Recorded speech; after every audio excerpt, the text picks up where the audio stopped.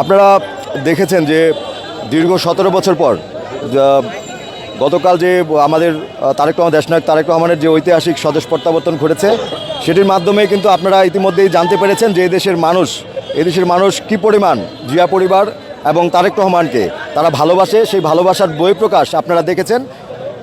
তারেক রহমানের স্বদেশ প্রত্যাবর্তন উপলক্ষে আজকে মুন্সিগঞ্জ জেলা বিএনপির সদস্য সচিব জননেতা মহিউদ্দিন ভাইয়ের পক্ষ থেকে ছাত্রদল, যুবদল, বিএনপি এবং অন্যান্য অঙ্গ সংগঠনের সম্মিলিতভাবে দেশনায়ক তারেক রহমানকে মুন্সিগঞ্জ জেলা বিএনপির পক্ষ থেকে শুভেচ্ছা জানিয়ে আজকের এই কর্মসূচি পালন করা হয়।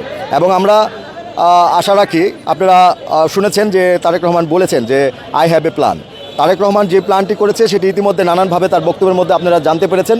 তিনি একটি সাম্যের ভিত্তিতে মানবিক বাংলাদেশ বিনির্মাণ করতে চাচ্ছেন, যে বাংলাদেশের প্রতিটি মানুষ তার স্বাভাবিক যে জীবনযাত্রার মান রয়েছে, স্বাভাবিকভাবে তার চলাফেরা এবং ভয়হীন জীবনযাপনের যে অধিকার রয়েছে মানুষের, সেই ভয়হীন জীবনযাপনের অধিকার নিশ্চিত করবে।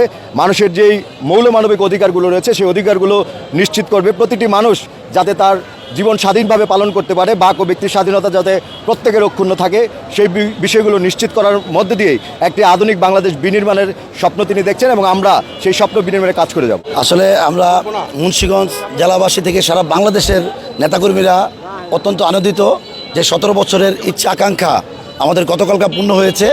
তো আমরা আশাবাদী এই দেশটা বিগত 17 বছরে আওয়ামী লীগ ফ্যাসিস্ট সরকারের শাসনামলে যে দুর্নীতি যা হয়েছে তার পুনরাবৃত্তি ইনশাল্লাহ কখনো আর হবে না।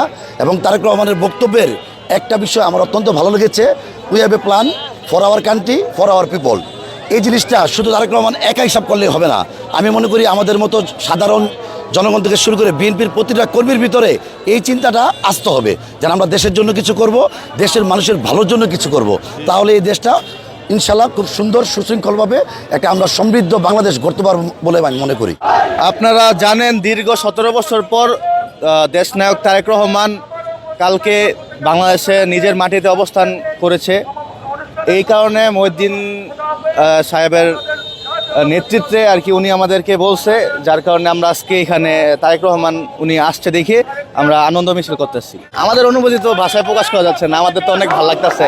আমরা এত বছর ওনাকে সবসময় ভিডিওতে প্লাস দূরে থেকে দেখছি, কালকে আমরা 300 ফিট যাই ওনাকে কাছাকাছি বাসে সামনে দেখছি, এতে আমাদের অনেক ভালো লাগতেছে।